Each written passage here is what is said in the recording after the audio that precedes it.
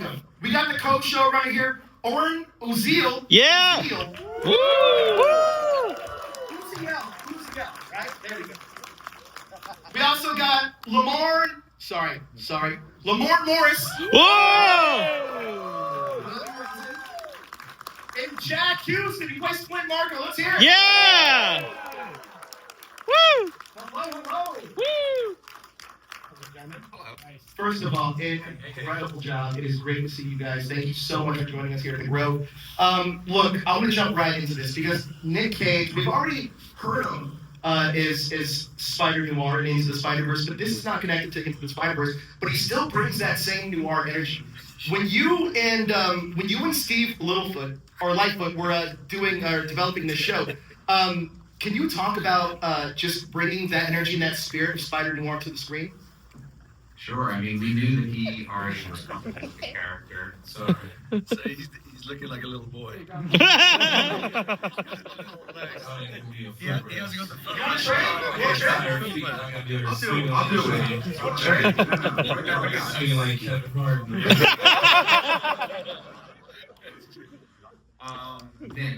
Noir energy. Nick loves comic books, he loves Spider-Man, but he loves film noir just as much. So the first time I sat down, we just kind of nerded out back and forth, talking about all our references, and I couldn't keep up with him.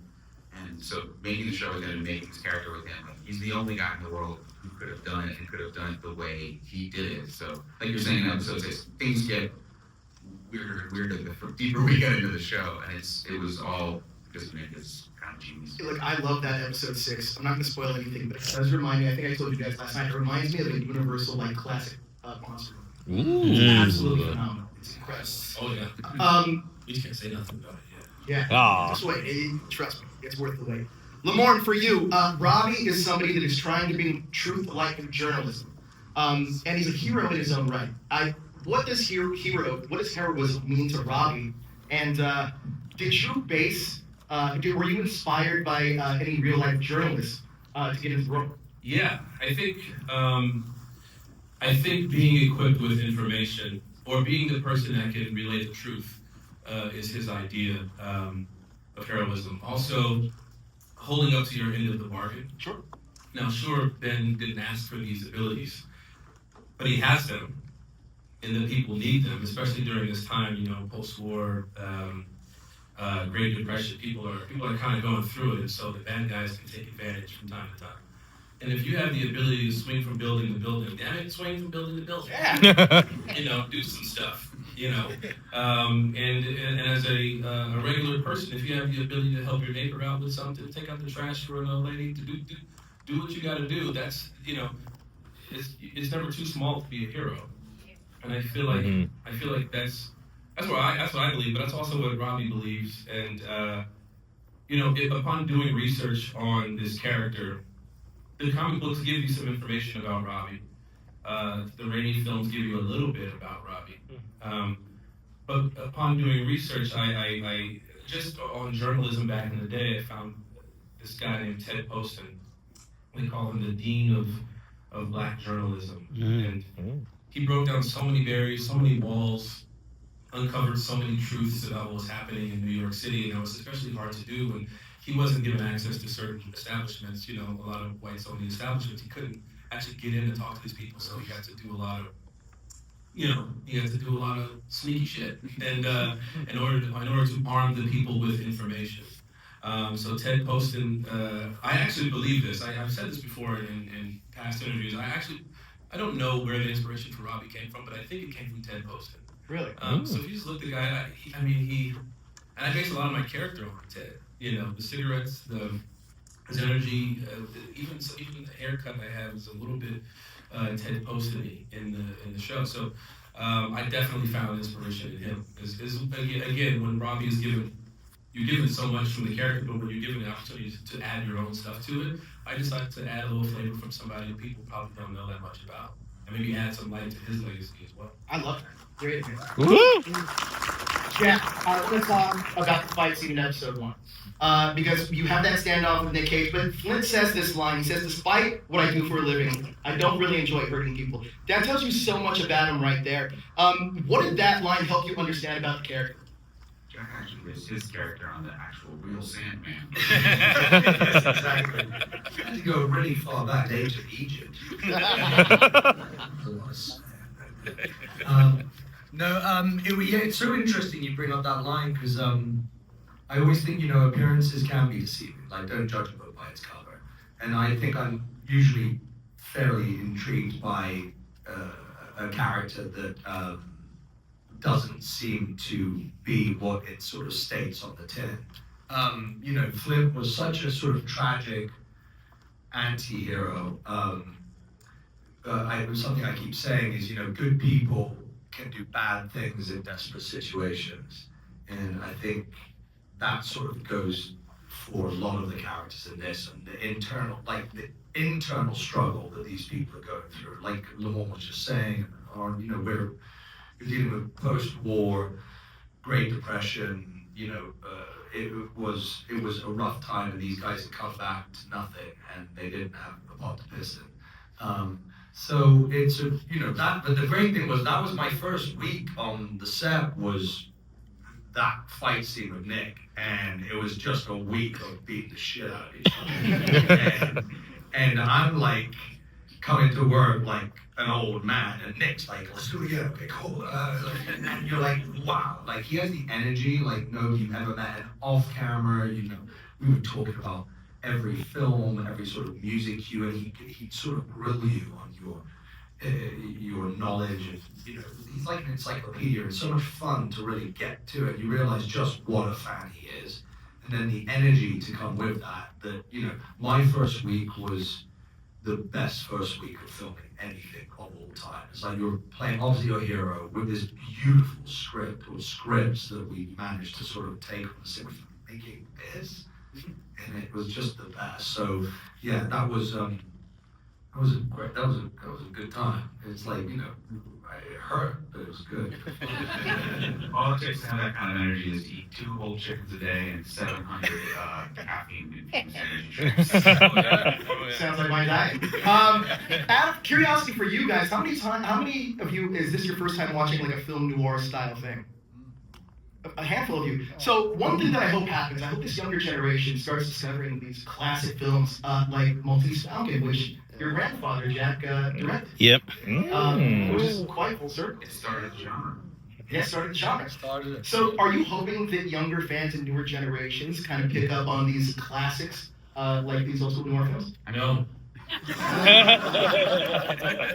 Actually, no, somebody to mine them for more stories. Yeah, no. Don't make me up. But the only thing I would say to this group that is young, old alike, a lot of people don't know noir because it's now pushing 100 years old. But they feel, I think, thing to know if you are inspired to go watch, they feel incredibly modern. If you're watching Double Indemnity, or things like that, it's the pace and the language. It doesn't feel like a movie from a long time ago. It feels very, very fresh. Absolutely. Now, one thing I want to ask you about, I love the dialogue in this. It's sharp, it's quick, it has that transatlantic accent. I love hearing that because it's like a throwback. But I'm going to ask you about the first table read. When you guys are all sitting around, do you guys have those accents? Did you guys bring those to the table, or did you guys find those on set? Did we do table read before we started? Me and Abraham, or did Abraham and I? I think Abraham and I started filming before the table. Yeah, it was before table read. So we had to shoot some stuff before the table read, months in advance. They fucked me. They really did. And I'm okay with it. We all like to do anyway. I mean, I was working on something, and they were like, "Oh, by the way, we're going to shoot 4 months in advance. I hope you're ready." So I was working on that dialect, in overtime and overdrive before, like way before. So when it got down to the table read, I was more so curious to see what everyone else was gonna do, because I had a thing that we had already shot. I was like, is it gonna work? I hadn't heard what Nick was gonna do, and that was my main concern. Sure. It blew me away. Everybody sounded fantastic. It was the best table read I've ever been to. I have to say, it was incredible. So Karen came in. Yeah. Knocked everyone. Karen Rodriguez. Karen Rodriguez, who plays Janet. Yeah. She came in like a week's notice or something and got in that day. It's like an hour's notice. She was at she had to get in the cab and go to the airport and barely made her flight to make the kid. Yeah. Oh, wow. And crushed it. I was like, she sat right next to me, and I had just met her. As soon as she started reading, I just went, prepare. They were, and Nick, like, came fully in character as well. So like that was like it's great when you sort of realize the bar is like all the way up here before you even started. And I think that sort of actually we all walked out of that table read, and there was like a certain amount of like, oh shit, this is really good. We also have to really raise our game because we didn't think it was going to be at that level right straight off the bat. We knew we were working on some great material. And I was just thinking, Tim, I remember, then I realized that all the bad guys, that we all have Abrams down here as well. Yeah. I'm like, hey, I'm here. And then Dirk, who's going to come later, is like, hey, we're there. And every one of us is like these crazy voices, like from the 1970s. All serious smokers. A lot of cigarettes. Yeah, a lot of cigarettes. He memorized every script before the table read, so he had the whole thing down. Yeah. And he had already done, when we met and had lunch at the smokehouse in Burbank. He's like, I mean, this scene like Richard Robinson. He just did the scene at the restaurant. It's like, it's gonna be fucking amazing. I can imagine. Now, watching the color version, I think in the black and white version, you don't really get an appreciation for especially your wardrobe. Your wardrobe is incredible. But I love how the colors pop in that. But speaking of wardrobe for both of you, is there either a piece of wardrobe, whether it be a suit, a hat, a coat, or anything that helps you get into character? Yeah, for me, it was a couple of things. It was a hat, but it was also a prop. It was the cigarette. Like, that definitely helped me. I grew up on the south side of Chicago, and there was a lot of like older cats. When they smoked, they walk differently. Like, they just, I don't know why. It was just like they'd be one way, and the cigarette would come out, and all of a sudden it was like, let me tell you something. Cigarette turns you into somebody else. All of a sudden, they must respect you. So it gave me a whole energy. And I think that's true to every character I play is not done until I'm on set. And a part of that is what props am I given, what wardrobe am I given. The suit was fairly tight, so my posture is normally I normally walk like this, but in this show I had to kind of the suit made me do that. It really did, and so yeah, I feel like just the hat itself was a sign of respect. You take it off, you put it down, you put it on whenever you leave the house. It gave me a ritualistic thing to do. I think there's an episode where you see him picking out tie, and he's got the cufflinks, he's got all these things, but I think at the end of the day, you grab the hat, put it on, that kind of caps it for me. It's funny that scene in episode 2 with Whitney, which we shot early. Yeah. There's a lot of work that you do with the cigarette, and you just see him sort of dominant position because of that. Oh yeah, absolutely. But again, that was one of those scenes that we shot before, months before, and I wish I could take it back. There's so many other choices that are really big, you know what I mean? As a performer, I want to go back and do some other shit. But like J.C. Fields, who was our costume designer, we were a big shout out to her because she was also finding colors that you just don't see in today's world. Yeah. Back then, it's amazing. You'll find that orange suit of yours. And I remember she was also being very smart about matching colors for characters and like how they relate to each other.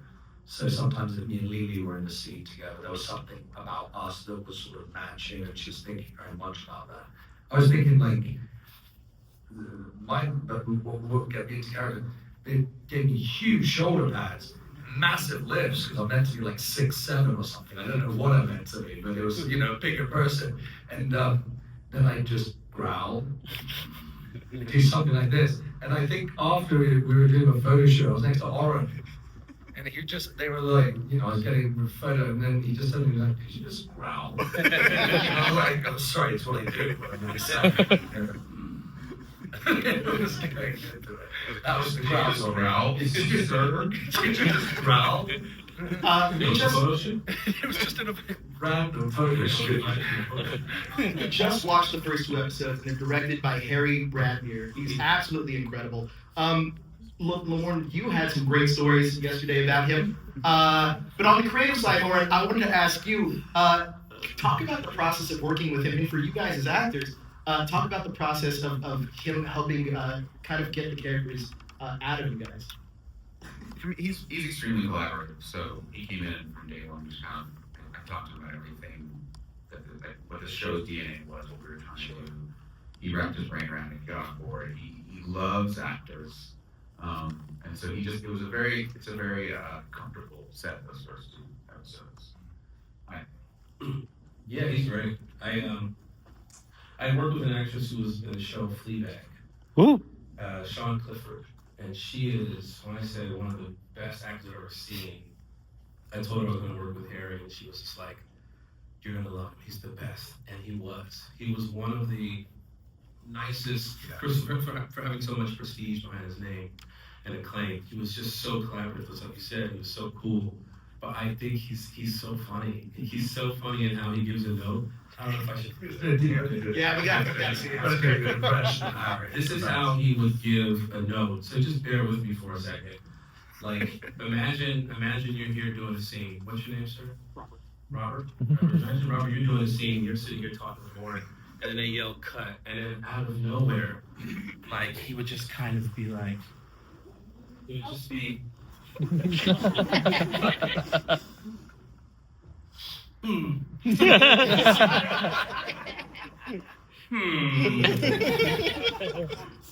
Okay. On board. Slow it down. Okay.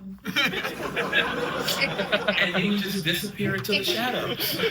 Like, and there are other times where you have a note, he would just pop up from a different location. Anytime this man would be Just ahead of business. It's perfect impersonation. I'm not joking. It's like literally him. I mean, like, I would see him in Video Village with his head peeked out. Like, he wants to say something. I'm like, just come on out. It's okay. You can tell me. Lamorne, I read that you tried to get Nick Cage to laugh on set, but I wanted to ask you what you tried to do, but I also wanted to ask you about finding that rhythm with him. Yeah, finding the rhythm with him was not hard. I put this whole thing in my head before meeting him because he's so.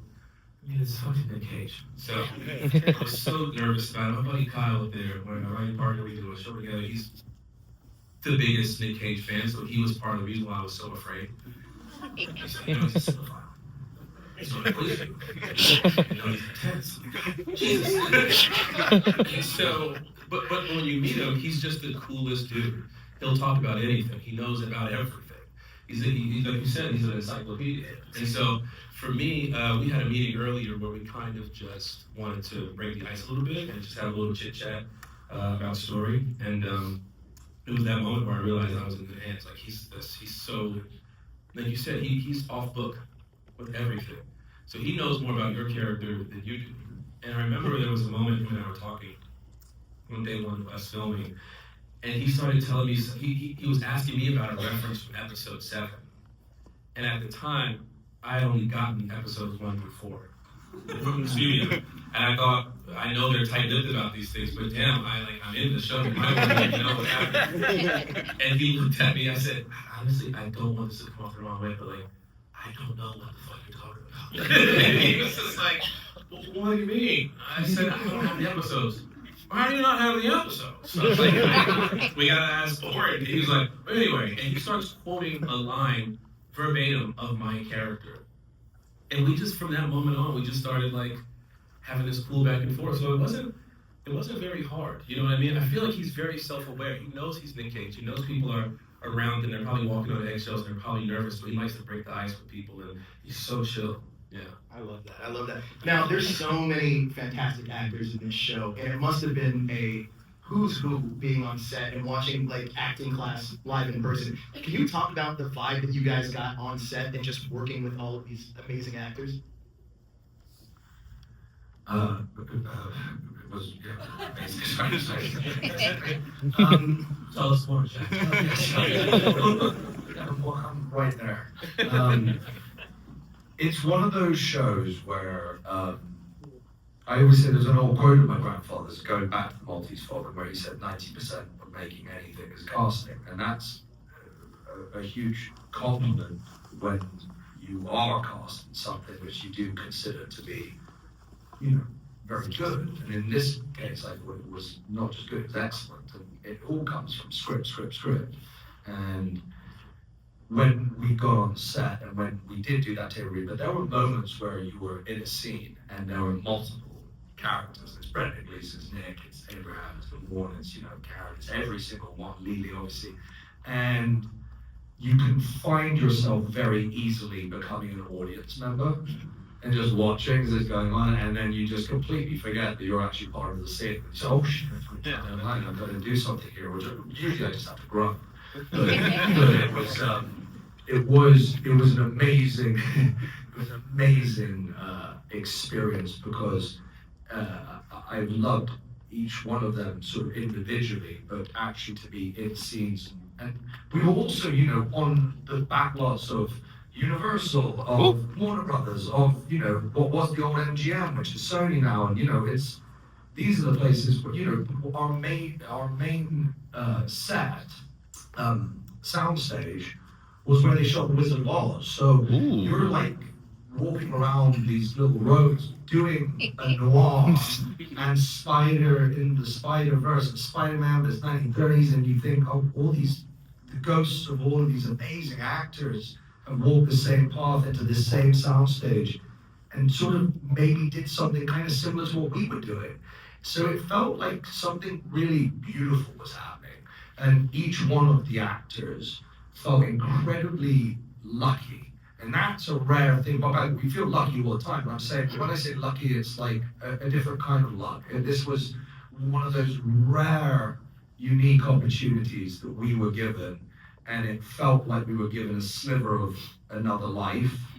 And yet we were all here and we were part of it. And it's why we all sort of became so close, actually, and Oren being sort of at the helm of this. And it didn't feel like anyone's above, anyone's below. Everybody came to it at a level playing field and took it very seriously. So it was one of the most charming experiences you could have. From a cast, crew across the board, everybody was like, this is great, right? This is like the coolest thing in the world. So it shows on screen. Yeah. It shows on screen. Yeah. There's this great quote from Federico Fellini. He says, actors become the role in the makeup chair. For the both of you, when does that transformation start for the both of you? It's not the makeup chair for me, just because I've had some makeup artists really fuck my face up. This ain't a character I was looking at. All right, well, no, I'm kidding. They're all so great. But for me, you said when does it become like when do you start getting into the character before you get on set? It's wardrobe. Wardrobe. Right? When I put the wardrobe on, I'm in my trailer as the character. It kind of caps it off. But I would say it's hard to say even before you get on set, because once you get on set, there's a whole new world that's opened up. Background actors are dressed like you feel like you're there. Sure. They're all in it. They're all in character. They're all the cars. I was on a show. I was on a show New Girl for 7 years. New Girl. Yeah, one of our wardrobe folks, Joey Perla. Joey Perla he's the cutest. He used to wear, it didn't matter, like whatever scene we were in, he was scene appropriate. So one time we shot on the Queen Mary, and he was dressed like a little sailor. So in a show like that, Joey's like, I'm gonna make sure you stay in character. He's like, I'm a little sailor boy. So they're like, oh, we are on a boat. So sometimes they go above and beyond. So I would say when you get on set, that's kind of fully when you, and then even further when you're opposite your scene partner, you take whatever you had, whatever you planned on doing, sometimes goes out of the window. Sure. Because there's status there, you're rocking and rolling with someone like Nick. Let's say Nick all of a sudden wanted to go here with it. I gotta pivot. You know what I mean? I gotta pivot to make to fit that puzzle piece, and to make it blend. You know what I mean? To see the creator's vision as best as we can. So for me, yeah, the trailer, the wardrobe, But like once I lock eyes with my scene partner, I have to learn how to be nimble. Sure. Yeah. Oren, for you, fans are really excited for the authentic black and white, but also the true hue full color is incredible as well. But from your side, can you talk about crafting a show that lives in both both formats, giving viewers a completely different experience watching either one? It was really hard. I can imagine. But we decided, made the decision to do it in prep, which allowed us, when you shoot in black and white, there are certain things you do because if you're gonna have red lipstick, it won't look right black. Sure. It's gonna look black, it's gonna look strange, so you end up having green lipstick, and that's great. When you're doing it both at the same time, it put a lot of strain on every department head to test everything. So we gave everyone a camera and gave everyone sort of instruction of how to shoot. So it was like they would see this texture is going to look this way in black and white, this way in our color palette. This paint chip is going to look this way. So it was a lot of testing to get it there and a lot of work in post. But the experience at the end is radically different, and I don't think I really expected it to matter that much. So I love the black and white. I'm excited to watch black and white, but I'm equally in love with the color, and I really do think you should give it a shot too. It's the black and white is moodier. Yeah. The color is a little maybe lighter on its feet. It's just one has got that, it is infused the aesthetic of film noir and dark expressionism and highlighting. The other one just feels a little poppier, more comic book, but it's still a noir. So it's a very interesting experience, and I encourage you to check it out. Yeah, I hadn't had an experience like that in quite a while, watching the same show in two different formats and getting two completely different experiences. No one's done that before, so it's dumb. It's incredible. It's incredible. For you guys, as actors, did it change the way that you thought about a scene because one was going to be in black and white and was going to be in color? Did it change your approach at all? Not at all. I didn't even think. I think when we started, I think we only thought it was going to be in black and white. We were really happy when we heard that it would be color because of just the incredible set design, costume, and make everything that was put into it. It sounded really cool. It's an interesting one because my 13-year-old came to the premiere the other day, and I was also with an older person in my party who came along, and my 13-year-old preferred the black and white, and the older person who was much more of a noir fan thought the color was the standout for them. So, it's interesting. I would, if you can, and it's asking a lot, but it's really worth it because I did it. Try to watch it, if you can, in one way, like black and white, and then go back and watch it in color. Because I think mixing it up, you can totally do that, and it's awesome, as you can see. But it is like watching another show. It didn't feel like that to me. Like when I watched it black and white and I went back to color, I was like, oh, this is entirely new, and they played different. It's like the way they spoke, the way they looked, the way they gelled. It was something different. Oh yeah, 100%. You won't understand the reference, but maybe some of you. It's like watching Friends, and then going to watch Living Single right after. Yeah. I love that show.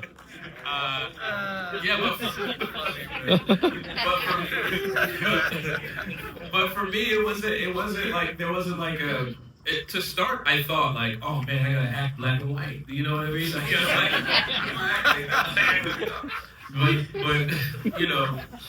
once you get there, and once you have the corral with the directors, showrunner, they kind of have you in pocket a little bit. We did a scene earlier on with Whitney, and I remember Harry Brad Beard coming out. I don't know which I came from the ceiling at that point. He was just like, it's all a parody. Okay. And he goes away, but that note let me know everything. Because when you're doing it, maybe you're a little too amped up. Maybe you're playing too much into the noir. He just, with one note, let me know, like, chill the fuck out. Like, bring it back, brother. And so I was like, oh, I understand that. Yeah. The other cool thing is if you watch the whole season in black and white and then watch the whole season in color, you're a lot more likely to get a season 2. Yep. Woo! Well, on that note, I feel like that is the perfect way to sign off. This is going to be premiering tomorrow on Prime Video. Yeah. Yes. watched the whole season. I thought you're completely right. I watched it all in black and white. Watch it right after, right? All the colors. Incredible. Yeah. But first of all, I have an announcement though. We're gonna let you guys go. Thank you guys so much for joining us. Can you guys stay seated so we can get them out? Yep. And also to let you guys know, we're gonna keep the step and repeat up so you guys can do photos and everything else. Let's hear it for them. Thank you guys so much for